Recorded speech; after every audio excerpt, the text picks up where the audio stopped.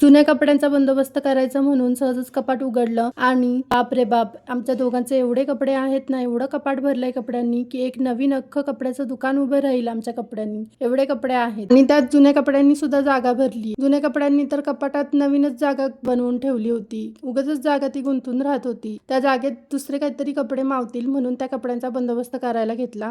तशी ही बॅग आम्हाला गावाला जातानाच लागते म्हणून ह्या बॅगेमध्ये कपडे जुने सगळे ठेवून दिले आणि ती बॅग खालच्या ड्रॉवरमध्ये ठेवून दिली आणि जिथे जुने कपडे ठेवले होते तिथे मी माझ्या साड्या वगैरे ठेवून दिल्या. सुरुवातीला माझ्या मिस्टरांचे कपडे एवढे जास्त नव्हते म्हणून मी त्यांच्या कपाटात, त्यांच्या कप्प्यात मी माझ्या साड्या वगैरे ठेवल्या होत्या.